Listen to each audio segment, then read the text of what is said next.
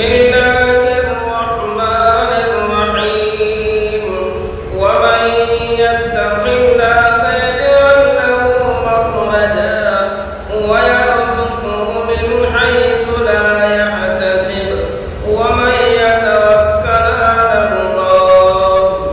فرمائے کہ جو شخص بھی اللہ سے ڈرے گا اور وہ شخص اگر کسی پریشانی میں، دکھ میں، تکلیف میں، مصیبت میں گرفتار ہوگا تو اللہ تعالیٰ ان کے لیے ان سے نکلنے کا راستہ پیدا کر دے گا.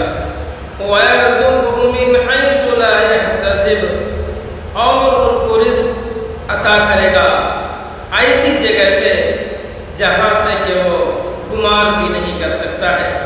وَمَن يَتَوَكَّلْ عَلَى اللَّهِ فَهُوَ حَسْبُهُ اور جو شخص اللہ پر توکل کرے گا، یقین رکھے گا تو اللہ تعالیٰ ان کے لیے کافی ہے.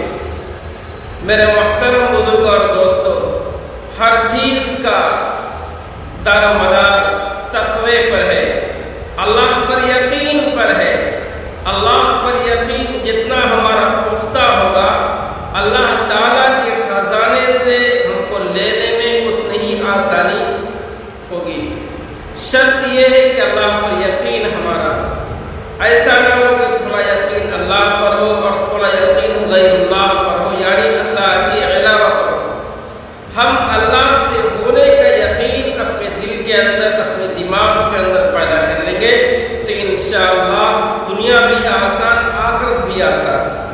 لیکن شرط یہ ہے کہ ہمارا جو بھی کام ہو اس پر اللہ پر بھروسہ ہو، اللہ پر یقین ہو.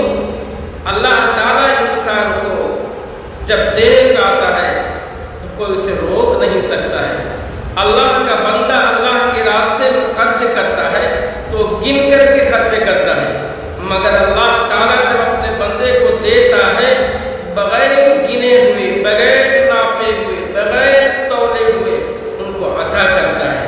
اس لیے فرمایا کہ بغیر حساب، اللہ تعالیٰ ان کو بغیر حساب و کتاب کے اللہ تعالیٰ کو عطا کرتا ہے. اس لیے ہم اپنا یقین اللہ پر رکھیں، دل کے اندر اللہ کا خوف پیدا کریں اور اللہ سے ڈریں، اپنے اندر تقوی پیدا کریں تو انشاءاللہ دین بھی آسان، دنیا بھی آسان. اگر ویڈیو اچھی لگے تو لائک، شیئر